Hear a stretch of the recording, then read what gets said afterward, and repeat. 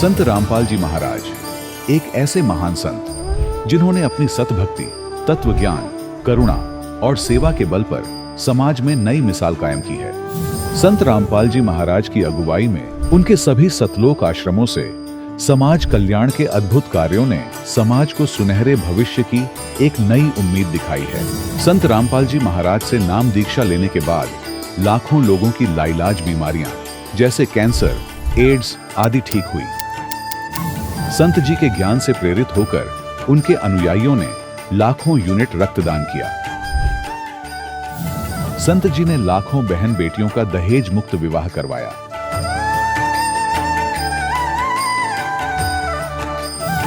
संत जी ने लाखों लोगों का नशा छुड़वाया, करोड़ों उजड़े परिवार बसे। संत जी के आश्रमों में समागम के दौरान निःशुल्क नेत्र चिकित्सा, दंत चिकित्सा प्रदान की जाती है। संत रामपाल जी महाराज द्वारा समय समय पर पर्यावरण संरक्षण के उद्देश्य से बड़े स्तर पर वृक्षारोपण किया जाता है। संत जी ने जरूरतमंदों को तत्काल राहत पहुंचाने के लिए एम्बुलेंस सेवा शुरू की। संत जी अपने अनुयायियों को देहदान के लिए प्रेरित करते हैं, जिससे मानवता की सेवा और चिकित्सा क्षेत्र में सुधार हो सके। संत रामपाल जी महाराज के सभी आश्रमों में हर रोज निःशुल्क भंडारा आयोजित किया जाता है, जहां हर वर्ग, हर जाति और हर धर्म के लोग एक साथ बैठकर भोजन करते हैं।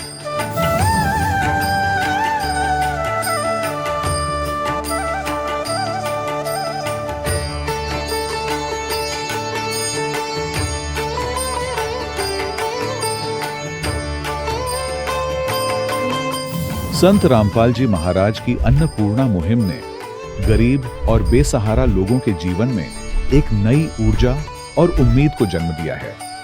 घर घर खाद्य सामग्री और जरूरी मदद पहुंचाकर संत रामपाल जी महाराज ने लोगों को दुख और मजबूरी से लड़ने की ताकत प्रदान की है।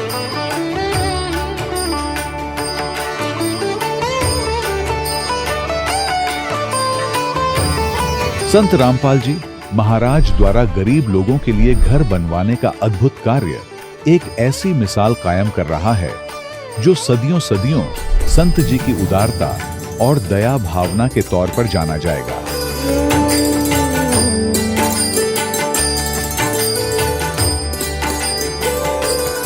संत रामपाल जी महाराज ने हरियाणा सहित भारत के कई राज्यों में आई भीषण बाढ़ से अनेक गांवों और किसानों को बड़ी राहत दिलाई। तत्काल लाखों फुट पाइप और हजारों मोटर उपलब्ध कराकर किसानों के खेतों और गांवों में भरे बाढ़ के पानी को बाहर निकालकर उनको नया जीवन दान प्रदान किया। आज संत रामपाल जी महाराज को किसानों के मसीहा के तौर पर देखा जा रहा है। जगह जगह उनके लिए सम्मान समारोह आयोजित हो रहे हैं। संत रामपाल जी महाराज के आश्रम में हजारों बुजुर्गों को सम्मान और प्यार के साथ जीवन जीने का अवसर मिलता है। उनके खाने, रहने और स्वास्थ्य की पूरी जिम्मेदारी संत रामपाल जी महाराज उठाते हैं।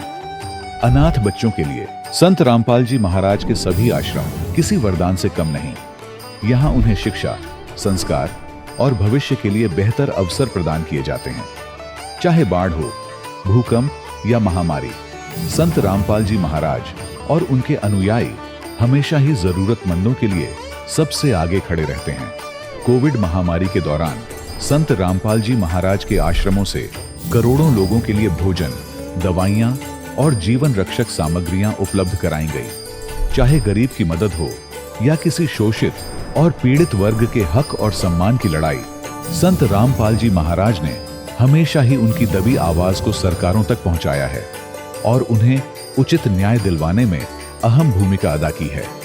समाज में आध्यात्मिक और सामाजिक मूल्यों के प्रति जागरूकता लाने में संत रामपाल जी महाराज हर कदम पर मानवता के सच्चे सेवक साबित हुए हैं। संत रामपाल जी महाराज का जीवन हमें सिखाता है कि सच्ची सेवा वही है जो निस्वार्थ भाव से की जाए। आइए हम भी इस महान सेवा के कार्य में इस महान संत से जुड़ें और संत रामपाल जी महाराज से नाम दीक्षा लेकर अपने जीवन को धन्य बनाएं।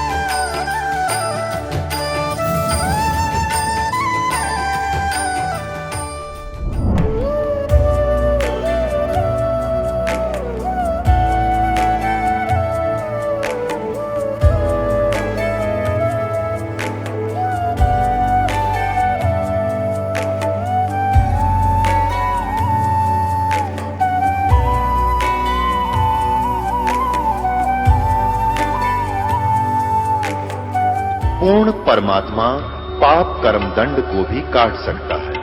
अभी तक जिस भी संत व महापुरुष से मिले, उन्होंने यही बताया कि पाप कर्म फल भोगने से ही समाप्त होगा।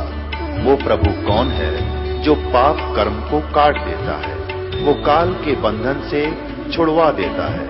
उसका क्या नाम है, पूजा की विधि क्या है?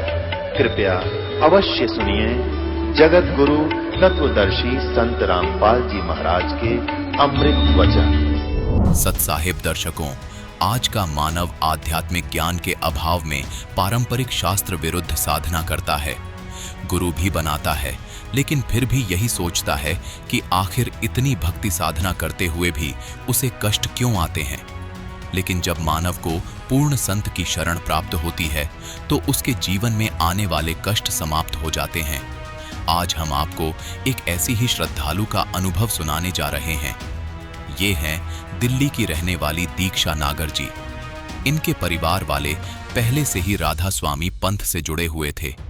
इनकी माता जी, जिन्होंने 7 साल राधा स्वामी की भक्ति साधना बड़ी लगन के साथ की, फिर भी उन्हें हार्ट की समस्या थी, सांस लेने में समस्या थी, कोई लाभ तक नहीं मिला। उल्टा डॉक्टरों ने कह दिया था कि इसका केवल एकमात्र इलाज है बाईपास सर्जरी। लेकिन संत रामपाल जी महाराज से नाम दीक्षा लेने के बाद इनकी माता जी की हार्ट की समस्या बिना ऑपरेशन के ठीक हो गई। साथ ही दीक्षा जी की आंखों की रोशनी, जो कि बचपन में एक हादसे में चली गई थी, इन पर संत रामपाल जी महाराज की ऐसी कृपा हुई कि आज इनकी आंखों की रोशनी भी लौट आई है और इनका पूरा परिवार आज खुशहाल जीवन जी रहा है। आखिर संत रामपाल जी महाराज से नाम दीक्षा लेने के बाद ऐसा क्या हुआ, आइए सुनते हैं दीक्षा नागर जी की कहानी उन्हीं की जुबानी। जी नमस्कार जी। नमस्कार सर। क्या नाम है जी आपका? सर मेरा नाम दीक्षा नागर है। दीक्षा जी कहाँ से आए हैं आप? सर मैं पीतमपुरा दिल्ली से। अच्छा, आपसे एक बात जानना चाहेंगे कि आप संत रामपाल जी महाराज से कब जुड़े? सर मैं संत रामपाल जी महाराज जी से 9 अप्रैल 2004 को जुड़ी। संत रामपाल जी से नाम दीक्षा लेने से पहले आप क्या भक्ति साधनाएं करते थे? क्योंकि आपने बताया कि 2004 से आप जुड़े हुए हैं, तो बचपन से ही आप संत रामपाल जी से जुड़ गए होंगे। जी, मैं उस वक्त केवल 8 वर्ष की थी जब मैं संत रामपाल जी महाराज से जुड़ी। उससे पहले मेरे जो पेरेंट्स हैं वो राधा स्वामी से जुड़े हुए थे 7 वर्ष तक। तो 7 साल से वो जुड़े हुए थे, तो मैं उन्हीं के साथ जाती थी राधा स्वामी। बाकी मैंने उनकी कोई ऐसी भक्ति नहीं करी थी। तो 8 साल की उम्र में आपने संत रामपाल जी से नाम दीक्षा ले ली, लेकिन इतनी उम्र में एक संत के बारे में जानना, समझना, वो क्या ज्ञान बताते हैं, ये समझना बहुत मुश्किल है। फिर आप संत रामपाल जी से जुड़ कैसे गए? क्योंकि मेरे पेरेंट्स की श्रद्धा बहुत ज़्यादा थी संतों में पहले से ही, तो हमारा भी भक्ति भाव वैसा ही था उनको देख करके। तो इसलिए जब वो गए, सतगुरु रामपाल जी महाराज की शरण में गए, तो हमने उन पर ही विश्वास करके हम भी चले गए वहाँ पर। लेकिन हमें नहीं पता था कि ये भक्ति सही है या क्या है। वो हमें तब पता चला जब हमें उनसे लाभ हुए। धीरे धीरे जब हमने खुद इतनी सी उम्र में ही जब मैंने लाभ महसूस करे, तो मुझे पता चला कि सच में संत रामपाल जी महाराज जी भगवान है इस धरती पर। हम आपसे ये जानना चाहेंगे कि आप बात कर रहे हैं कि लाभ की, कि आपको संत रामपाल जी से जब लाभ मिलना शुरू हुए तो आपको पता लगा कि हाँ वास्तव में यही सच्चे संत हैं। तो सबसे पहले तो हम यही जानना चाहेंगे कि आपको संत रामपाल जी महाराज से नाम दीक्षा लेने के बाद लाभ क्या मिले? सर मैं आपको बताना चाहती हूँ कि जो मेरी मदर हैं वो बचपन से ही हार्ट पेशेंट रही हैं। तो राधा स्वामी में जब वो जुड़ी हुई थी तो भी बहुत ज़्यादा उनको दिक्कत रहती थी हार्ट की। इवन सांस लेने में भी उनको बहुत ज़्यादा प्रॉब्लम थी। तो उनको डॉक्टर्स ने बोल दिया था बाईपास सर्जरी के लिए। अचानक उनकी तबीयत इतनी बिगड़ गई कि उनकी वॉल्व्स जो थी वो ब्लॉक हो चुकी थी।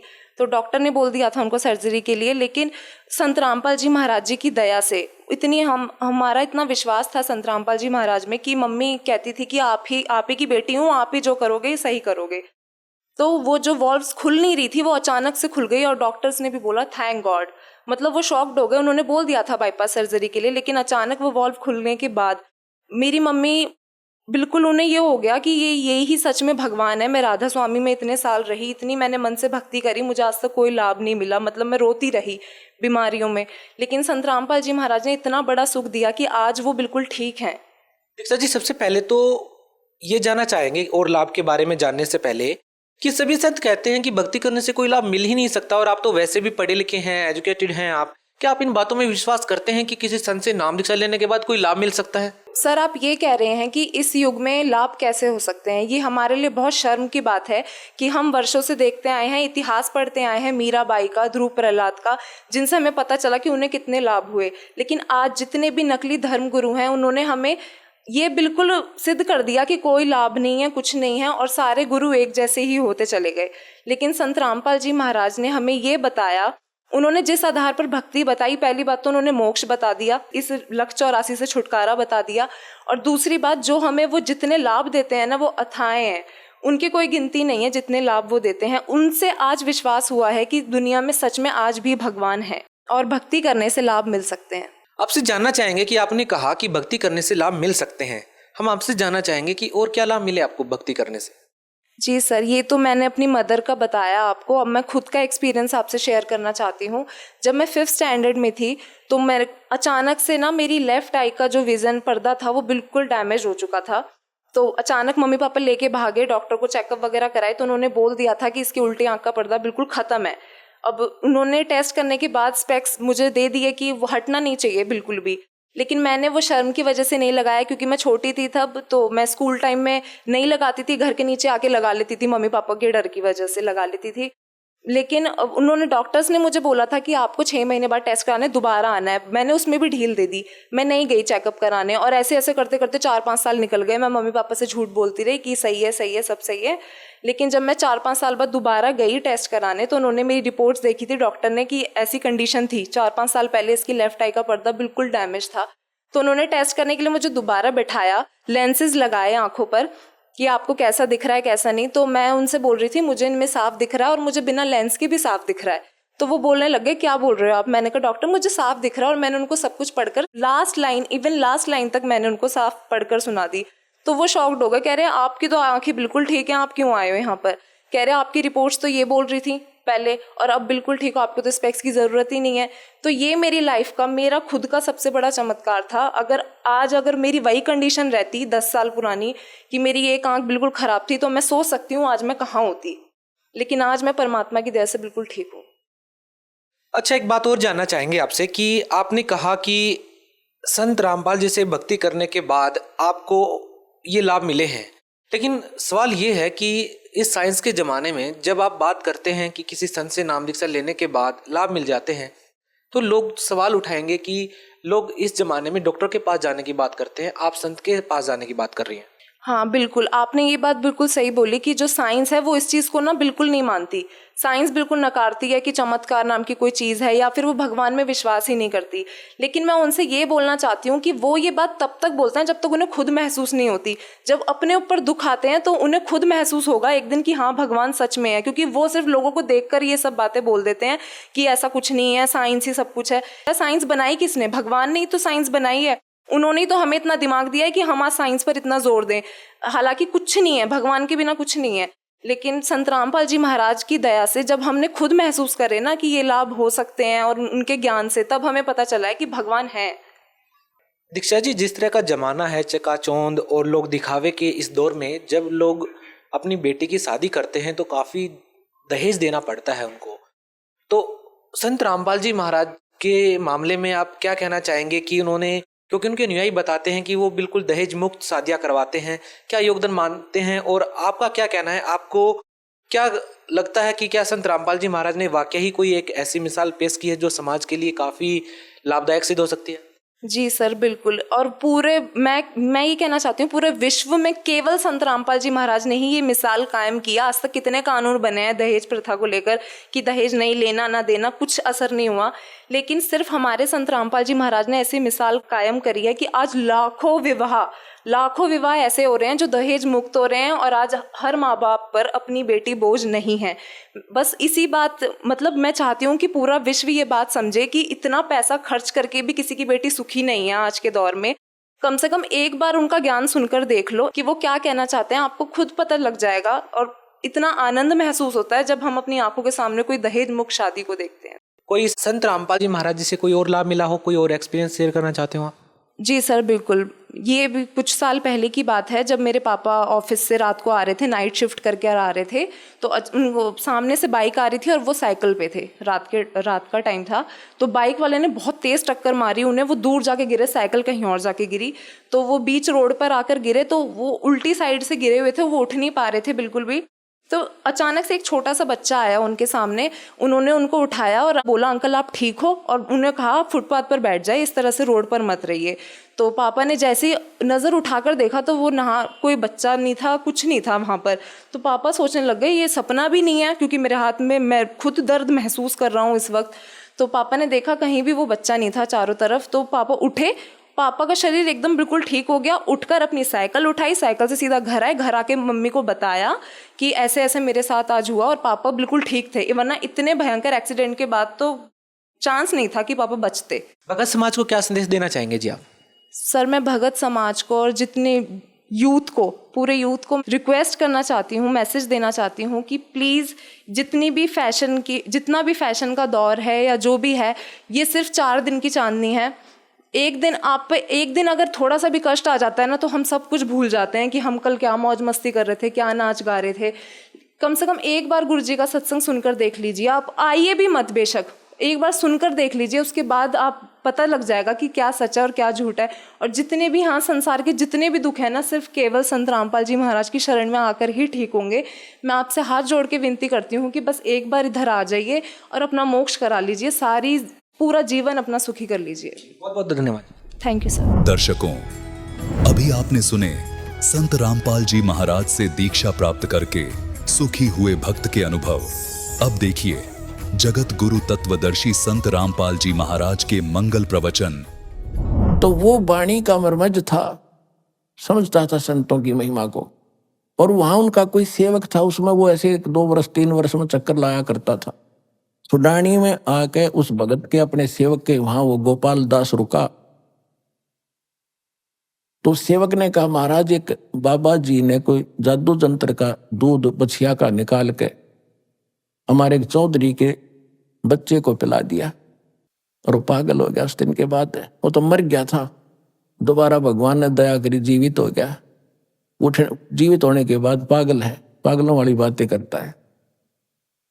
और संत की विद्या संत ही काट सकते हैं। आप कृपा करो, कुछ दया कर दे तो बहुत अच्छा हो जाएगा, जीवन सुधर जाएगा बालक का। अब जो जितना जादू जंत्र जाना है, जंत्र मंत्र सभी सोचते हैं मैं श्रेष्ठ हूं। उसने कहा बुलाओ। वो लड़का वहां लाया गया, उसके नाना जी भी साथ थे, गांव के और बुजुर्ग भी साथ आ गए। तो गोपाल दास ने पूछा कि बेटा कौन था जिसने तेरा जीवन बर्बाद कर दिया? तब गरीबदास ने कहा कि बाबा जी, गोपाल दास जी, मेरा जीवन बर्बाद नहीं, आबाद कर दिया। हम सुल्तानी नानक तारे दादू को उपदेश दिया, जात जुलाहा भेद न पाया, वो काशी महे कबीर हुआ। होय होय, कि मेरा उद्धार किया। अब्राहिम सुल्तान अदम मुसलमान बादशाह को वही मिले थे, नानक जी को बेई नदी पर वही मिले थे जिंदा महात्मा के रूप में, और दादू जी को भी वही मिले थे, और मेरा भी कल्याण उसी ने किया। हम सुल्तानी नानक तारे दादू को उपदेश दिया, जात जुलाहा भेद न पाया, वो काशी महे कबीर हुआ। अनंत कोट ब्रह्मांड का एक रति नहीं भारे, सतगुरु पुरुष कबीर हैं ये कुल के सिरजनहारे। अजब नगर में ले गए हमको सतगुरु आने, जल के बिंब अगाध गति वहां सूते चादर ताड़े। अब गोपाल दास के खटक लागी, इधर गजब की वाणी बोल रहा है। खड़ा होकर वो 65 साल का वृद्ध एक 13 साल के बालक के आगे कहने लगा, महाराज ये अमृतवाणी लिखवा दो, कलयुग के जीवों का उद्धार करेगी। अब जो रोग कटवाने जा रहे थे बूढ़े बुजुर्ग, उन्होंने सोचा भाई इस बच्चे में तो कोई बड़ी बला है, बाबा जी का भी असर हो गया। यो भी इसके आ गया, जोड़ के इसकी बोली बोलने लग गया। आए थे इसे ठीक कराने के लिए। तब उसने कहा गोपाल दास ने, करे गांव वाले, यो बावड़ा नहीं है, बावड़े तो तुम हो जो इसकी अमृतवाणी को समझ नहीं पा रहे। पर वो कहाँ कलावती। गरीबदास जी चल पड़े, गोपाल दास पीछे पीछे। तो गांव वालों ने सोचा बाबा पागल हो गया गोपाल दास।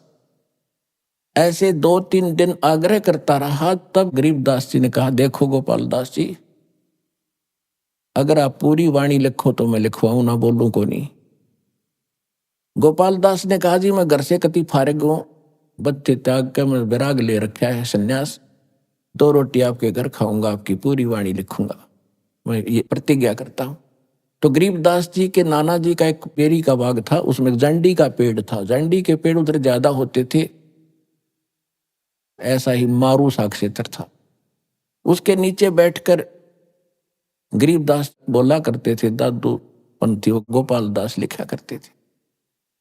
लगभग 8-9 महीने पर 1 वर्ष तक वो लेखन कार्य हुआ। उसके बाद फिर भी जगह जगह वाणी बोली, वो भी लिखी गई। गोपाल दास काफी संग किया उनके साथ कई वर्षों तक। तो वो वाणी जो लिखी गई हस्तलिखित आज प्रिंट हो चुकी है, जिसका हम पाठ करते हैं। वो इतना मोटा ग्रंथ है जिसके अंदर 24,000 वाणियां हैं। 3 दिन लगातार कंटिन्यू पढ़ते हैं जब पूर्ण होता है। एक विचार, एक तो ये विश्वसनीय बातें आपको हो कि आम आदमी कहता है कि आप ऐसी दृढ़ता से कह रहे हो जैसे भगवान से मिलकर आया हो, यानी भगवान से मिलकर आया है वो आदमी साची कहा करे। तो गरीबदास जी भगवान से मिलकर आए हुए थे और परमात्मा का दिया हुआ ज्ञान उन्होंने बोला और लिखवाया। दूसरी बात ये, कोई डूम बाट के गीत नहीं, किसी ने अपने लालच लोभ में खाने कमाने के लिए, मांगने के लिए कोई बात बना ली हो। एक बहुत बड़े लैंडलॉर्ड के घर जन्म था उनका, और उन्होंने इतने प्रयत्न किस लिए किया, हमारा भी थोक सूख जाता है पाठ को पढ़ते पढ़ते। और उस महापुरुष ने किस उद्देश्य से इतना प्रयत्न किया, गर्मी सर्दी देखी नहीं, हमारे लिए लिखवाएंगे लिखवाएंगे। एक तो ये समझना चाहिए कि ये जो वाणी है ये सत्य है, और परमात्मा ने खुद कहा था कि संवत 1774 जब आओगा उस समय उस प्यारी आत्मा का जन्म होगा, उसके माध्यम से मेरी अमृतमयी वाणी में पूरा प्रकट होगी। और उस वाणी को फिर ना गरीबदास पंथ वाले समझ सकेंगे। इस दास ने खूब बेरा है गरीबदास पंथ में, बहुत दिन रहा हूं। सन 1988 से लेकर 1994 तक तो उन्हीं के अंदर घूमा। उसके बाद पता चला उनको कख भी पता नहीं है, ना उनके मंत्र ठीक, ना उनका ज्ञान ठीक। कबीर साहब को, गरीबदास जी को विष्णु अवतार मानते वो लोग। ओम नमो भगवते वासुदेव ये मंत्र देते, और अभी जितनी पूजा है सभी करते। केवल मेरे पूज्य गुरुदेव जी के पास ये ज्ञान और ये मंत्र थे पूरे गरीबदास पंथ में। उन्होंने भी मुझ दास के अतिरिक्त अपने अनुयायियों को भी किसी को ये ज्ञान और ये भक्ति और ये मंत्र नहीं दिया था। ये ऐसा नियम है। तो प्रश्न चल रहा है कि वो मंत्र कौन से हैं जिनसे मोक्ष होगा। ये सूक्ष्म वेद में लिखा, गरीबदास जी ने अपना कंप्लीट कोर्स लिखा हुआ है, उसमें ये 7 मंत्र हैं। पहले ये 5 दिए जाते थे, अब जो प्राइम टाइम है इसमें ये 7 दिए जाएंगे। ये वेदों में प्रमाण है कि जब मोक्ष समय आएगा पहले तो 5 दिए जाएंगे, उसके बाद फिर 7 दिए जाएंगे। ये दास ने अपने प्रवचनों में भी बताया है, जिसकी एक पुस्तक भी बनी हुई है, कबीर पंथ की स्थापना, पतन और उत्थान। उसके अंदर दास ने पूरा विवरण उसमें दिया हुआ, लिखा हुआ है। अब क्या है कि पहले वो 7 मंत्र गरीबदास जी ने अपनी वाणी में कति अलग से मंत्र लिखा पूरा। उसके बाद फिर एक होरी अंग है, होरी, उसके अंदर क्या बताया है। अब जैसे नानक साहिब जी की एक समुद्र की साखी नाम की एक वाणी है, भाई बाल्य वाली जन्म साखी के अंदर आपको बहुत बार दिखाया भी है, रूबरू भी किया है। जब नानक साहिब जी से मर्दाना और बाला ने प्रार्थना की थी कि हमें लंका दिखाओ महाराज, तब समुद्र के किनारे जाकर के उन्होंने कहा था कि तुम मेरे पीछे वाहेगुरु वाहेगुरु मंत्र बोलते हुए आ जाओ, और ऐसे चल पड़े जैसे पृथ्वी पर चलते हैं, समुद्र के ऊपर चल पड़े। उधर नानक साहिब जी वो सतनाम 2 अक्षर का, जैसे वाणी माता है, सोए गुरु पूरा कहावे 2 अक्षर का भेद बतावे। और नानक साहिब जी ने कहा कि जे तू पढ़ा पंडित बिन दोय अखर बिन दोय नावा, परवणत नानक एक लंघाए जय कर सत समावा। पंडित जी को कहते हैं जे तू पढ़ा पंडित बिन दो अखर बिन दो, एक दो नाम नहीं है तेरे पास, दो अखर का मंत्र नहीं है, तो चैतन्य चारों वेद भी घोट रखे योद्ध से। यही कबीर परमात्मा ने तो ये दे ही रखा ज्ञान।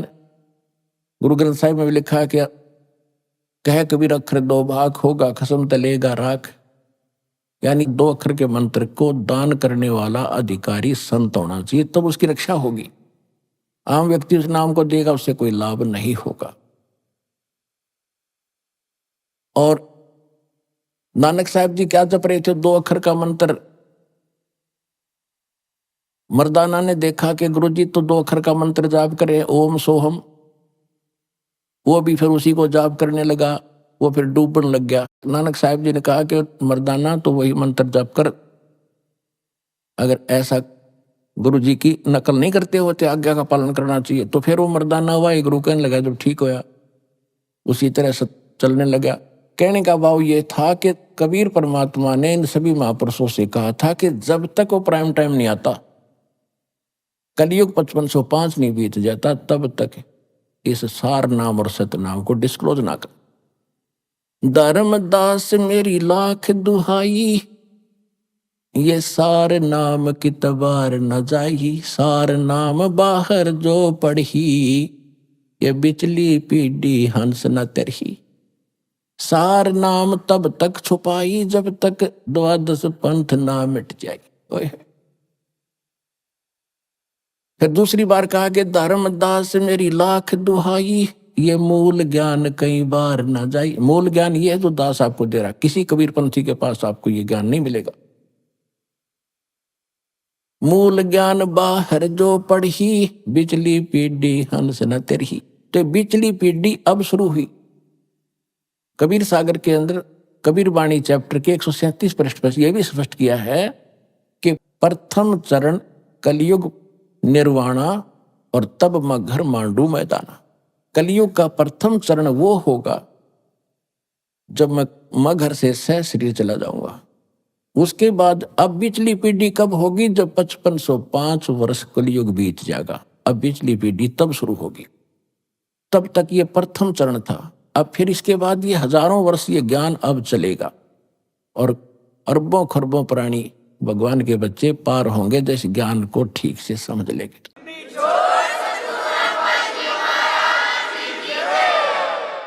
उसके बाद फिर ये भक्ति नाश हो जाएगी, कृतघ्नी प्राणी हो जाएंगे, मांसाहारी हो जाएंगे, कलयुग के एंड में तो बुरा हाल हो जाएगा। अब फिर पुनः सतयुग जैसा माहौल होगा, पूरी पृथ्वी पर वातावरण चेंज होगा, सुंदर बाग बगीचे, उसी तरह सुंदर आहार शुरू होगा। अच्छे ये परमात्मा देगा, परमात्मा की तरफ से आएंगे, सारा कुछ देखना कैसे होगा आप सोच भी नहीं सकोगे ये क्या हो रहा है। आपस में शांति होगी। तो नानक साहिब जी ने यह भी दिखाना था कि मैं ये नाम जाप करता हूं जिससे मेरी मुक्ति हुई, दो अक्षर का मंत्र ये है। और उधर से झटका भी देना था क्योंकि उन्होंने प्राण संगति के अंदर ये पूरा विवरण लिख दिया था। अब उन्होंने इसी डर से गुरु ग्रंथ साहिब में नहीं लिखा प्राण संगली वाला विवरण जो सतनाम लिखा था सीधा, कि कहीं जैसे मर्दाना जी ने नानक साहिब जी की आज्ञा की अवहेलना कर दी, वो डूब गया होता, मर गया होता। इस डर से गुरु ग्रंथ साहिब में वो वाणी नहीं लिखी इन्होंने, वो छोड़ दी कि कहीं कोई सिख बच्चा और इस मंत्र का जाप कर लेगा तो उस मर्दाना की तरह नानक साहिब जी की आज्ञा की अवहेलना करके दंडित हो जाएगा। और ये बताना भी जरूरी था, इसको छुपाना भी जरूरी। महापुरुषों की महिमा वही जाने क्यों कर किस तरह छुपा रहे थे काल से। वो भी पक्का हो गया कि नानक साहिब का मोक्ष दो अक्षर का मंत्र से हुआ जो ओम सोम है, और नामदेव जी को परमात्मा मिले थे, उन्होंने भी दो मंत्र का जाप किया था।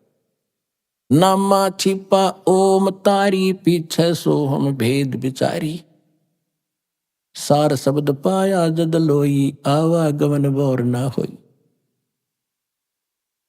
गीसादास जी कहते हैं ओम सोहम जप ले भाई, राम नाम की यह कमाई। अब गीसा पंथ में कितना यो मंत्र नहीं और मंत्र अटपट करें, और इसका पूरा एक शब्द है यो गीसादास जी का, इसने सारे नट लेते हैं कि यो मंत्र है, सारा सारी आरती सी है। ये तो यो मंत्र अलग है। गरीबदास जी कहते हैं राम नाम जप कर थर होई, ओम सोहम मंत्र दोई। तो क्या सिद्ध हुआ? ओम मंत्र वेदों में है और परमात्मा कहते सो हम शब्द हम जग में लाए, सार शब्द हमने गुप्त छुपाए। सार शब्द की तो छीट भी ना लगन दी दाता ने, वो स्वयं प्रकट करते हैं। इस दास को दिया फिर अब आगे देने के लिए।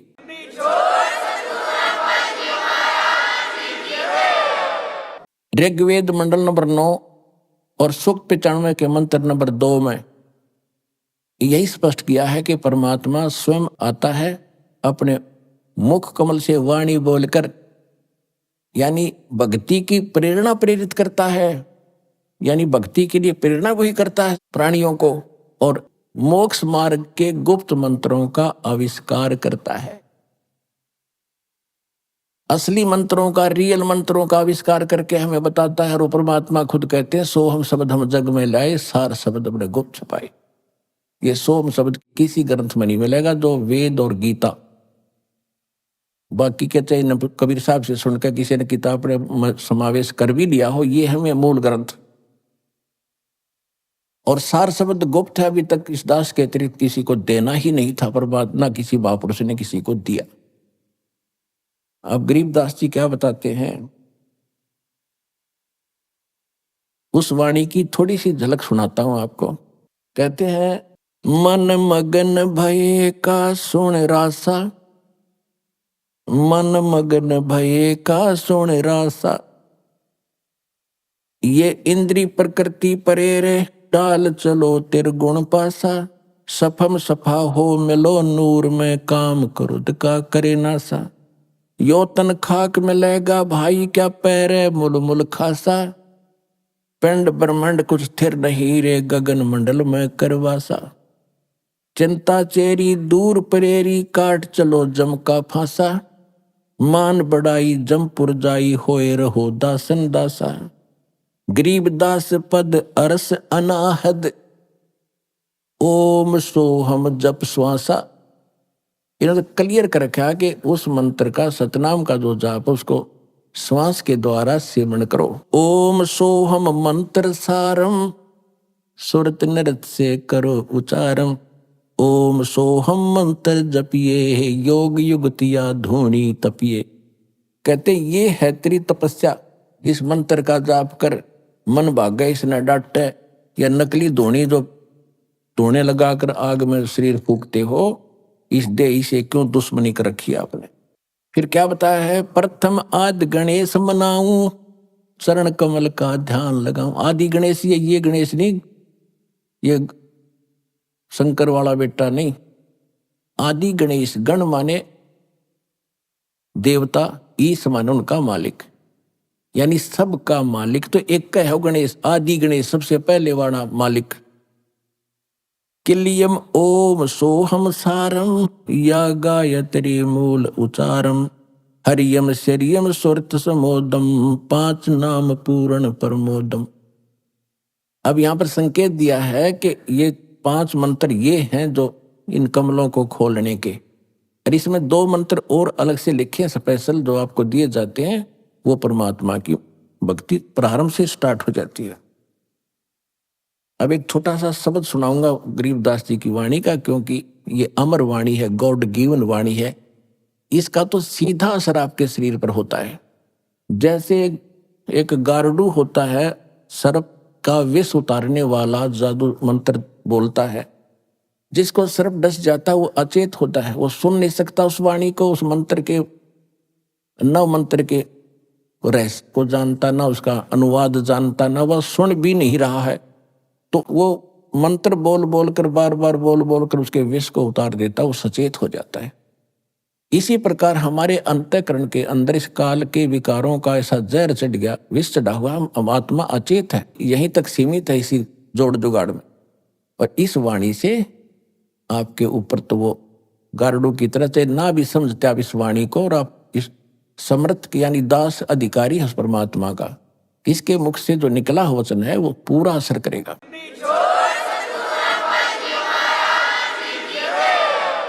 अब वो चाहे किसी डीवीडी में भर दिया है, वो भी आगे बोलेगा, उतना ही काम करेगा। वचन में बहुत बड़ी पावर होती है। अब क्या कहते हैं, मन राजा खेलन चला रंग होरी हो। गरीबदास जी को जैसे हमारे हरियाणा के अंदर वैसे हिंदू लोग तकरीबन होली खेलते, होली उनके होली खेलने का तरीका दूसरे टाइप का है।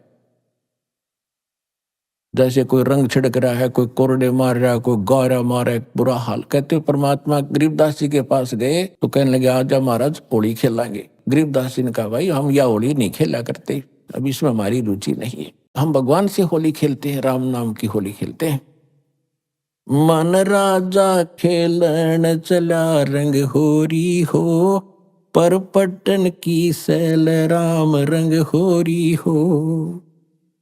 भाई पावन अटक पपीहिल के रंग होरी हो, जावा महल कबीर का रंग होरी हो। पानी पवन की गम नहीं रंग होरी हो, जहाँ चंद सूरज ना जाही राम रंग होरी हो। चार वेद पंडित पढ़ा रंग होरी हो, ये 52 अक्षर लेख राम रंग होरी हो। वो अक्षर या मैं नहीं रंग होरी हो, वो रह शेष के शीश राम रंग होरी हो। यो कागज कलम कलेश है रंग होरी हो, भाई शाही का नहीं काम राम रंग होरी हो। देह माहे विदेह है रंग होरी हो, बिन ही रसना नाम राम रंग होरी हो। तारंग मंत्र लीजियो रंग होरी हो, ओम सोहम नाद राम रंग होरी हो। कहते वो पार करने वाला तारंग मंत्र हमारे पास है, वो ले लो, इससे तुम्हारे घर में भी खुशी और परलोक भी खुशी।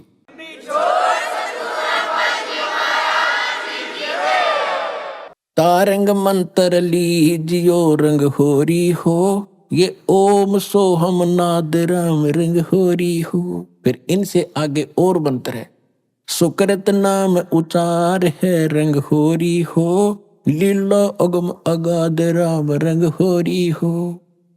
गरीबदास ने कहा कि सोहम ऊपर और है, सत सुकृत एक नाम, उसको सार नाम की तरफ संकेत है। ओ हम सोहम मध्य है रंग होरी हो, वह सुख मंत्र पावे राम रंग होरी हो। केवल ओम सोम से बात नहीं बनेगी, वो सार नाम और है। निर्गुण पद निर्वाण है रंग होरी हो, सुरत नृत धुन लावे राम रंग होरी हो। ओ हम सोहम मध्य है रंग होरी हो, वो सुख मंत्र छाक राम रंग होरी हो। या मंत्र से पार हो रंग होरी हो। अब कहते ये है वो कंप्लीट मंत्र जो तुम्हें पार करेगा। या मंत्र से पार होवे रंग होरी हो, और मंत्र कोटों लाख राम रंग होरी हो। और करोड़ों लाख मंत्र बनाए बैठे लोग, उनसे पार नहीं होगे।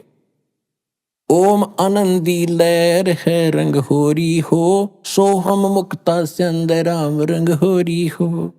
ओम सोहम सार है रंग होरी हो, और कोट कला रविचंद राम रंग होरी हो। फिर इसके कितना महत्व बताया है। एक श्वास उश्वास के मंत्र से, 2 अक्षर के मंत्र का, सतनाम का। ओम सोहम पालड़ रंग होरी हो, 14 लोक चढ़ावे राम रंग होरी हो। 3 लोक पासंग धर रंग होरी हो, तो ना तुले तुलाया राम रंग होरी हो। ओए अब क्या बताया गरीबदास साहिब जी ने, जो परमात्मा ने इनको ज्ञान दिया था कि बेटा ऐसा मंत्र दूंगा तुम्हें कि थोड़ी भक्ति से आप जल्दी भक्ति युक्त हो जाओगे, घना धन भक्ति का इकट्ठा हो जाएगा। अब कहते हैं एक मंत्र पूरे अधिकारी संत से लेकर श्वास उश्वास का जो सतनाम का मंत्र है, एक जाप की कितनी कीमत है। अब पास्टिंग पहले पासिंग समझाऊं, पासिंग क्या होता था, क्योंकि वर्तमान के बच्चे ज्यादा शिक्षा में लग गए हैं, इनको ज्ञान नहीं। ये पुराने समय की बोली वाणी है, 250-300 वर्ष पहले की। तो पासिंग होता था, जैसे पहले तराजू होते थे देसी, 2 पलड़े होते थे, एक बीच में डंडी से, उसके सेंटर में पकड़ने के लिए धागे से बांध लिया करते थे। दास का जन्म किसान जाट परिवार में हुआ, तो ये बनिए लोग अब हमारे घर से कणक लेने आते थे, कोई बाजरा ज्वार जैसे घर के बेचते थे फालतू कणक को। तो जब वो व्यापारी आता था, उसको सबसे पहले कहते थे कि लाला जी अपनी ताखड़ी तो चेक करा, तराजू तेरी चेक करा, कोई इसमें एरर तो नहीं है, पासिंग तो नहीं है, पासिंग। और उस एरर को ठीक करने के लिए जैसे कोई थोड़ी बहुत टेढ़ा मेढ़ा होता पलड़ा, तो वहीं से कणक जो तोली जाती थी, जैसे 50 मन गेहूं तोलने हैं और उसमें तखड़ी में एरर है तराजू में, तो थोड़े से गेहूं उठाकर दूसरे पलड़े में डाल देते, वह बैलेंस हो जाती, उसको पासिंग कहा करते। 4 दाने 10-20 दाने जो कणक के होते, गेहूं के या बाजरे के, जो तोलना होता था, उसको कहते पासिंग। और सौदा बाकी है तो सैकड़ों 50 मन गेहूं फटाफट तोलने, वो है सौदा। तो और ये है पासिंग। तो क्या बताते हैं, ओम सोहम पालड़े रंग होरी हो। एक तरफ तो ये एक मंत्र का जाप रख दो सतनाम का है, इसको सतनाम कहते 2 अक्षर के मंत्र को। और दूसरी तरफ कहते 14 लोक चढ़ावे राम रंग होरी हो, और 3 लोक पासंग धरे रंग होरी हो। ये 3 लोक पृथ्वी, स्वर्ग और पाताल, जहां पर हम रह रहे। जैसे छोटे से टुकड़े का कोई मुख्यमंत्री बन गया, वो तुमने सोचा पता नहीं के बन गया तू बिना ज्ञान के, और कोई एक छोटे से टुकड़े का प्रधानमंत्री बन गया देश का, बस फूला नहीं समाता। परमात्मा कहते असली धन और असली सुख जो तुमने जहां जाना है, उसकी तुलना में, उस सुख की तुलना में, और जो मुक्ति मार्ग में बता रहा हूं इसकी कितनी कीमत है। कहते 3 लोग, ये तीनों लोग तो सौदे में नहीं हमारे में।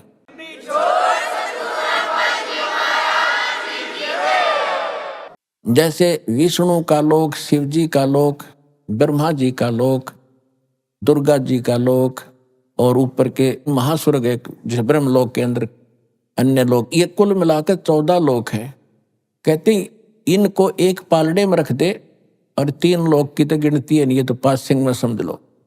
और एक तरफ रख दो इस सतनाम के श्वास, श्वास से मंत्र है इसका।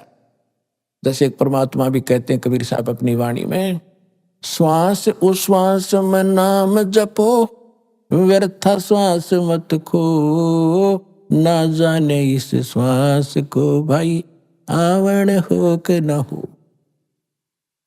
कहता हूं कई जात हूं, कहूं बजा के ढोले, श्वास जो खाली जात है, यो 3 लोक का मोल।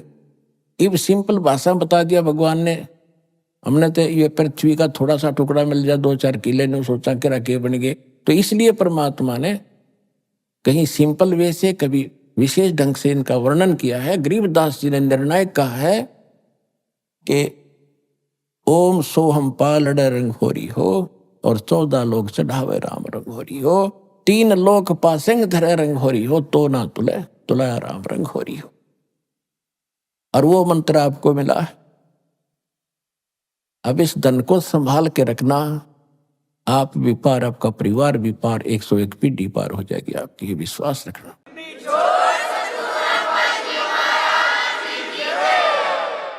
तो आज का प्रसंग ये था कि विश्वास कैसे करें। जो भक्ति हम कर रहे हैं तो आपको वेदों से प्रमाणित कर दिया, उन महापुरुषों की वाणी से प्रमाणित कर दिया, जिनको भगवान आकर मिले, जिन्होंने वो यथार्थ ज्ञान बताया और अपने एफिडेविट दे रखे, और उनका मोक्ष हुआ, सब मानते हैं।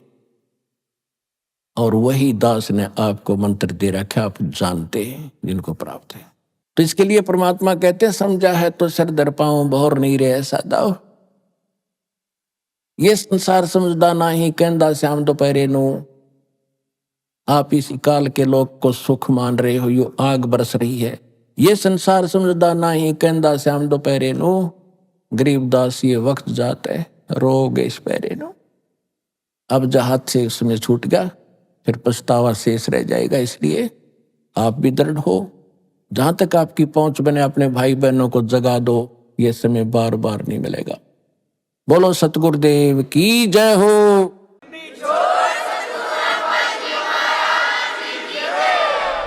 अभी आपने सुने संत रामपाल जी महाराज के मंगल प्रवचन।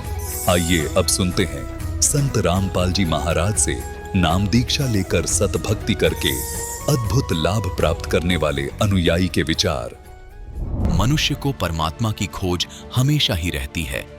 हेमेंद्र यादव जी जो खरगोन मध्य प्रदेश के रहने वाले हैं, वो भी इसी खोज में थे। हेमेंद्र जी बचपन से ही धार्मिक प्रवृत्ति के थे, इसलिए हिंदू धर्म में प्रचलित सभी पारंपरिक पूजा किया करते थे। आज हेमेंद्र जी का कहना है कि उनकी ये परमात्मा प्राप्ति की खोज संत रामपाल जी महाराज की शरण में आने के बाद पूरी हुई है। आखिर हेमेंद्र जी ऐसा क्यों कह रहे हैं कि संत रामपाल जी महाराज पूर्ण परमात्मा हैं? आइए जानते हैं हेमेंद्र जी की कहानी उन्हीं की जुबानी। नमस्कार सर। नमस्कार सर। सर क्या नाम है आपका? सर हेमेंद्र यादव। सर कहाँ से हैं आप? सर ग्राम रायपुरा, तहसील कसराव, जिला खरगोन, मध्य प्रदेश से। सर संत रामपाल जी महाराज से नाम दीक्षा आपने कब ली? सर संत रामपाल जी महाराज से नाम दीक्षा हमने 20 मार्च सन 2016 में ली। संत रामपाल जी महाराज से नाम दीक्षा लेने से पहले आप क्या भक्ति साधनाएं करते थे? सर संत रामपाल जी महाराज से नाम दीक्षा लेने से पहले हम समाज में प्रचलित जो पारंपरिक पूजा पाठ होती थी वही करते थे, और शिव जी को जल चढ़ाना, दूध चढ़ाना और हनुमान जी के मंदिर में अगरबत्ती लगाना, इस प्रकार की पूजा करते थे। साथ में हम तीर्थ जाना, व्रत करना और श्राद्ध निकालना, इस प्रकार की पूजा पाठ भी करते थे। सर इतनी सारी भक्ति साधना करने से आपको क्या लाभ प्राप्त हुए? सर इतनी सारी भक्ति साधना करने से हमें कोई लाभ नहीं हुआ, उल्टी हानि हुई। संत रामपाल जी महाराज की शरण में आप कैसे आए? बचपन से ही भक्ति में आस्था थी और ईश्वर की तलाश थी। हमने टीवी पर उनका सत्संग देखा और सत्संग में उन्होंने बताया आध्यात्मिक ज्ञान जो हमें अच्छा लगा। वो वेदों, शास्त्रों, गीता, पुराण, बाइबिल सभी से प्रमाणित ज्ञान दे रहे थे। वो संत रामपाल जी महाराज ने जब बताया तब पता चला, तो हमें विश्वास नहीं हुआ और फिर उसमें प्रमाण देखने के लिए हम अंदर से गीता उठा के लाए और गीता को मैच किया संत रामपाल जी महाराज के अनुवादित गीता से, और वैसा का वैसा एज इट इज़ उसमें लिखा हुआ पाया। तब हमें पूर्ण विश्वास हुआ, जो आज तक किसी संत महंत ने हमें नहीं बताया। और फिर हम कुछ दिन तक सत्संग सुनते रहे, ज्ञान अच्छा लगा और हमको इतना विश्वास हो गया दृढ़ कि पूरी पृथ्वी पर इनके अतिरिक्त तो और कोई तत्वदर्शी संत नहीं है। तत्वदर्शी की पहचान भी पता चली वहीं से हमें। और फिर कुछ दिनों बाद हमने संत रामपाल जी महाराज से नाम दीक्षा ली। सर संत रामपाल जी महाराज से नाम दीक्षा लेने के बाद आपको क्या लाभ प्राप्त हुए? सर मुझे संत रामपाल जी महाराज से नाम दीक्षा लेने के बाद शारीरिक, आध्यात्मिक, मानसिक भी लाभ हुए हैं। मुझे एक तकलीफ़ हुई थी, लीवर में इन्फेक्शन हो गया था और जॉन्डिस हो गया था, हेपेटाइटिस ई भी हो गया था, बहुत सारी बीमारियां एक साथ हो गई थी और मुझे हॉस्पिटल में एडमिट करना पड़ा। तो उस समय मेरी हालत बहुत ख़राब हो चुकी थी और फिर मुझे भक्तों ने बताया कि आप गुरुजी के दर्शनार्थ के लिए आप जाएं तो परमात्मा से प्रार्थना करना तो आप ठीक हो जाओगे। तो मेरी ऐसी कंडीशन थी कि मैं जाने के लायक नहीं था। डॉक्टर ने खाने पीने का मना किया था, दूध पीने का ही बोला था और कुछ खा पी नहीं रहा था, ऐसी कंडीशन हो गई थी। लेकिन फिर भी मैं परमात्मा को दंडवत प्रणाम करके मैं परमात्मा के दर्शन के लिए निकला और जैसे ही गया तो रास्ते में मेरे को कुछ भी खाने पीने को मना कर दिया था डॉक्टर ने, लेकिन फिर भी मैं घर से पराठे और फ्राई की हुई मिर्ची लेकर गया था और मैं कुछ नहीं खा पा रहा था, लेकिन फिर भी मैं ले गया था कि अगर नहीं खा पाया तो रास्ते में किसी और को खिला दूंगा। तो मैं रास्ते में आधी दूरी ही गया था और जितने भी पराठे रखे हुए थे, 8-10 पराठे लेकर गया था, वो मैं सभी रास्ते में ही खा गया और मैं रास्ते में ही स्वस्थ हो गया। संत रामपाल जी महाराज की कृपा से ही ये सब कुछ हुआ है। सर इसके अलावा एक और लाभ हुआ है। जैसे ही संत रामपाल जी महाराज से मैंने घर में अकेले नहीं भक्ति की शुरुआत की थी और मेरे घर में कुछ ज्वेलरी रखी हुई थी मम्मी की अलमारी में, तो वो ज्वेलरी अलमारी से गायब हो गई थी, पता नहीं कहाँ चली गई थी। तो सबने घर में ढूंढा, पहले मम्मी ने देखा तो उन्हें नहीं मिली। पूरी अलमारी को उन्होंने खोला, उसमें जितना भी सामान था बाहर निकाला, लेकिन कुछ नहीं मिला उन्हें वहाँ पे। फिर मेरा भाई गया, उसने भी देखा, पापा गए, उन्होंने भी देखा, सारा सामान बाहर रख दिया, कुछ नहीं मिला उन्हें, और मम्मी रोने लगी। तो मुझे विश्वास था संत रामपाल जी महाराज पर। मैं भक्तों के अनुभव सुनता था, सब भक्त बताते थे किसी को बीमारी में लाभ हुआ है, किसी की चोरी की चीज़ें वापस आ गई है, और किसी को कोई आध्यात्मिक लाभ हुआ है। तो ऐसे कई प्रकार के अनुभव मैंने सुने थे। तो मुझे विश्वास था कि कहीं नहीं जाएगी वो चीज़ें, घर में ही होगी या फिर कहीं से भी होगी, तो मैं गुरुजी से प्रार्थना करूँगा तो वो सब आ जाएगा वापस। तो मैं इतना सोचकर मैं जब अलमारी में देखने गया पहली बार, तो वहाँ पे कुछ नहीं था, मैंने भी देख लिया, कुछ नहीं मिला। फिर मैंने गुरुजी संत रामपाल जी महाराज के आगे दंडवत प्रणाम किया, उनकी तस्वीर के आगे दंडवत प्रणाम किया और उनसे प्रार्थना की कि गुरुजी मेरी मम्मी की जो भी ज्वेलरी है जहाँ भी रखी थी आप वहाँ वापस रख दीजिए, और मैं वापस दोबारा देखने जा रहा हूँ तो वहीं पे मुझे एज इट इज़ मिल जाए। तो इतना कहकर मैं फिर वापस दोबारा देखने गया, तो उस अलमारी में वो चीज़ें जो डिब्बा था ज्वेलरी का जिसमें रखी हुई थी, वो वहीं पे वापस मुझे एज इट इज़ मिला हुआ, वहीं पे मिल गया। और फिर मैंने सबको दिखाया घर में, और मम्मी सब रोने लगे घर में, और सबको विश्वास हो गया कि संत रामपाल जी महाराज पूर्ण संत है। सब ने देखा, किसी को कुछ नहीं मिला, लेकिन इसने प्रार्थना की और प्रार्थना करते ही वो चीज़ वापस आ गई, तो उन्हें दृढ़ विश्वास हो गया। फिर वो भी सत्संग सुनने लगे, और कुछ दिन बाद उन्हें विश्वास बना तो उन्होंने भी नाम दीक्षा ले ली। सर एक और भी हमें लाभ हुए हैं शारीरिक। एक बार मैं ऐसे रोड क्रॉस करते हुए जा रहा था और सुमिरन कर रहा था। गुरुजी ने सतनाम दिया हुआ है, मैं सतनाम का सुमिरन करते हुए जा रहा था, और 3 ऑटो रिक्शा वाले रॉन्ग साइड से आए और बहुत तेज़ चला रहे थे वो, और बिल्कुल मेरे ऊपर ले आए।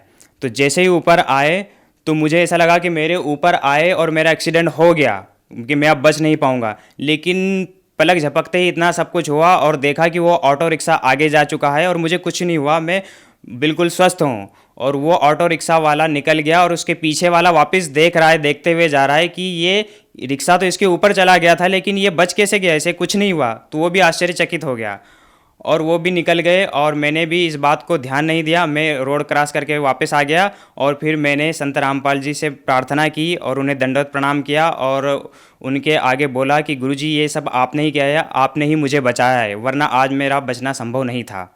तो इस प्रकार से ये लाभ भी हुआ। एक बार मैं घर पे क्या है कि कुछ भैंसें हैं जिनका दूध देने के लिए मेरा भाई जाता है। एक रोज़ मैं जा रहा था, और अचानक से एक बाइक रोड क्रॉस करते हुए आई, और मैं सामने से जा रहा था, मैं बहुत स्पीड में था, तेज़ी से जा रहा था, और वो बाइक सामने आ गई और मेरी बाइक उसमें चली गई, उस बाइक के अंदर। लेकिन ऑटोमेटिक मेरा ब्रेक तो नहीं लगा, ने पता नहीं, ऐसा लगा कि किसी ने मेरी बाइक को रोक लिया, और वो अचानक रुक गई, वहीं पे थम गई। ये सब कुछ संत रामपाल जी महाराज की कृपा से ही हुआ है। संत रामपाल जी महाराज की शरण में आने से पहले सर मैं कुछ नशा भी करता था, कभी कभार करता था, तो वो भी मेरा नशा भी छूट गया। और पापा भी नशा करते थे, तो उनसे छूट नहीं रहा था। उन्होंने कई बार प्रयास भी किया, कुछ दिन छोड़ते थे, फिर वापस चालू कर देते, छूट नहीं पा रहा था। लेकिन संत रामपाल जी महाराज का ज्ञान सत्संग सुना, तो कुछ ही दिनों में बिना नाम दीक्षा लिए ही, सत्संग सुनने से ही समाप्त हो गया नशा, बिल्कुल कभी याद भी नहीं उन्हें आया। और अब बिल्कुल वो स्वस्थ है, उन्हें कोई भी बीमारी नहीं है। पहले उनकी दाढ़ में भी दर्द होता था, और बहुत परेशान भी रहते थे मानसिक रूप से भी, तो वो सब कुछ अब ख़त्म हो गया है, बिल्कुल स्वस्थ है, और उन्हें कोई तकलीफ नहीं है और कोई नशा नहीं करते। सर संत रामपाल जी महाराज का नशा मुक्ति में क्या योगदान है? सर संत रामपाल जी महाराज का नशा मुक्ति में विशेष योगदान है। उनका आध्यात्मिक मार्ग ऐसा है जिसको एक बार जो व्यक्ति सुन ले वो ज़िंदगी में कभी नशा नहीं करता। कुछ ही दिनों में नाम दीक्षा लेने से उसका नशा छूट जाता है। कुछ भक्तों के तो नाम दीक्षा लेने से पहले ज्ञान सुनते सुनते ही समाप्त हो जाता है नशा, क्योंकि उनके शब्द में शक्ति है। जो सच्चा सद्गुरु होता है उनके शब्द में शक्ति होती है। वो आशीर्वाद मात्र से, ज्ञान सुनाने से, इस प्रकार से वो नशा और नशे जैसी बीमारियों को, लतों को हमेशा के लिए समाप्त कर देते हैं। सर क्या पहले आपने कोई गुरु भी बना रखे थे? हाँ सर, संत रामपाल जी महाराज की शरण में आने से पहले हमने आसाराम जी को गुरु बना रखा था। पहले तो हम पारंपरिक पूजा पाठ करते थे, लेकिन उनसे संतुष्टि नहीं मिली। फिर किसी दोस्त ने मेरे बताया कि आसाराम जी बहुत अच्छे गुरु है, वो भी ब्रह्म ज्ञानी है, ब्रह्म तक का ज्ञान बताते हैं, तो उनका ज्ञान अच्छा है, आप ग्रहण करो। तो मैं उनके साथ एक बार उनके सत्संग में गया, तो मुझे ज्ञान अच्छा लगा और कुछ दिन सुना, और फिर मैंने नाम दीक्षा ले ली। तो उनके द्वारा प्रचलित पूजा पाठ और भक्ति भी करता रहा। उन्होंने पहले ही मेरे को सारस्वती मंत्र दिया था। जो स्टूडेंट होते थे, स्टूडेंट को वो सारस्वती मंत्र देते थे, और जो बड़े होते थे उनको वो दूसरे मंत्र देते थे। और वो नाम दीक्षा स्टेज पर बोलते थे बहुत सारे मंत्र, और कह देते थे कि इनमें से कोई सा भी मंत्र सिलेक्ट कर लो और आपको जो अच्छा लगे उसका सुमरन शुरू कर दो, आज से वो आपका गुरु मंत्र हो जाएगा। तो ऐसे ही हमने नाम दीक्षा ले ली थी उनसे, और सारस्वती मंत्र का जाप करते रहे, लेकिन उससे हमें पढ़ाई लिखाई में भी कोई लाभ नहीं हुआ। और उन्होंने ये भी बताया था कि कोई सा भी मंत्र आप जाप करो तो उस मंत्र का 40 दिन तक अनुष्ठान करने से और सच्ची लगन के साथ जाप करने से और ध्यान करने से आप चाहे तो पूर्ण परमात्मा को प्राप्त कर सकते हैं, निराकार ब्रह्म को प्राप्त कर सकते हैं। तो वो साधना भी हम करते रहे, ध्यान भी करते रहे, 1 घंटा ध्यान में बैठते थे, 10 माला रोज़ करने का नियम था वो भी करते थे, लेकिन लाभ तो कुछ नहीं हुआ, उल्टा हानि हुई। उससे हमारा सरदर्द बहुत होने लगा, और ध्यान करते थे तो बहुत सारी बुरे विचार मन में आने लगते थे, और ध्यान में बिल्कुल मन नहीं लगता था, और भक्ति भाव से बिल्कुल मन हट गया था। तो उनसे भी कोई लाभ प्राप्त नहीं हुआ। सर, आपने बताया कि पहले आप आसाराम बापू जी से जुड़े हुए थे, फिर आप संत रामपाल जी महाराज की शरण में आए। तो सर, आसाराम बापू जी के ज्ञान में और संत रामपाल जी महाराज के ज्ञान में आपको क्या भिन्नता नजर आई? सर, संत आसाराम जी महाराज और बंदी छोड़ सदगुरु रामपाल जी महाराज के ज्ञान में ज़मीन आसमान का फ़र्क नज़र हमें आया। वो ब्रह्मा विष्णु महेश की भक्ति बताते थे संत आसाराम जी, और उसके बाद और भी कई देवी देवताओं रामकृष्ण की भक्ति भी बताते थे, साथ में ब्रह्म साधना भी बताते थे कि निराकार ब्रह्म होता है जो इनसे ऊपर होता है, और उसको पा लिया तो समझ लो प्राणी मुक्त हो गया, और वो निराकार है, वो किसी के समक्ष प्रकट नहीं होता और उसका प्रकाश ही दिखाई देता है। ये व्याख्या हमने पहले भी सुन रखी थी, लेकिन उन्होंने भी बताई। फिर संत रामपाल जी महाराज का जब हमने ज्ञान सुना तो उन्होंने बताया कि जिस ब्रह्म के बारे में आज तक ऋषि मुनि संत महंत सारे निराकार कहते रहते थे, वो तो साकार है। वेदों में और गीता में भी उसके बारे में साकार लिखा हुआ है, और बाकी संत तो हमें निराकार बताते रहे। और जैसे वेदों में भी परमात्मा के बारे में लिखा हुआ है कि पूर्ण परमात्मा साकार रूप में, और गीता में भी गीता ज्ञानदाता कहता है कि अर्जुन, ये जितने भी ऋषि देवता ये सब मेरे से ही उत्पन्न हुए हैं, मैं इन सब का आदि कारण हूँ। तो उत्पन्न हुए मतलब वो साकार है, इनसे सब उत्पन्न हुए हैं, तो वो साकार है, लेकिन हमें निराकार बताते रहे। और संत रामपाल जी महाराज ने बताया है कि वो साकार रूप में है, और वो 21 ब्रह्मांड का मालिक है, और 21वें ब्रह्मांड के टॉप मोस्ट प्लेस पर बैठा है। सर, जो श्रद्धालु आज आपको देख रहे हैं, आप उन्हें क्या संदेश देना चाहेंगे? सर, जो श्रद्धालु मुझे देख रहे हैं, मैं उन्हें संदेश तो नहीं दे सकता, लेकिन उनसे एक प्रार्थना कर सकता हूं कि यह मनुष्य जन्म बहुत अनमोल है, बार बार नहीं मिलता। तो इसलिए ये मनुष्य जन्म सिर्फ परमात्मा की भक्ति के लिए मिला है, और उसे भक्ति में ही लगाओ और पूर्ण मोक्ष प्राप्त करो। और ये मोक्ष मार्ग संत रामपाल जी महाराज के अलावा पूरे विश्व में किसी के पास नहीं है, क्योंकि वे वेदों, गीता, पुराण, कुरान, बाइबिल सभी धार्मिक सदग्रंथों से प्रमाणित करके ज्ञान बताते हैं। सर, संत रामपाल जी महाराज से नाम दीक्षा कैसे ले सकते हैं? संत रामपाल जी महाराज से नाम दीक्षा लेने का बहुत ही आसान तरीका है। संत रामपाल जी महाराज का कई चैनलों पर सत्संग आता है, और उन चैनलों पर सतलोक आश्रम का नंबर हाईलाइट होता है नीचे, और उन नंबरों पर संपर्क करके आप नाम दीक्षा की पूरी जानकारी ले सकते हैं, और कहाँ से नाम दीक्षा लेना है वो सब आपको उस नंबर से पता चल जाएगा। धन्यवाद सर। सत साहेब।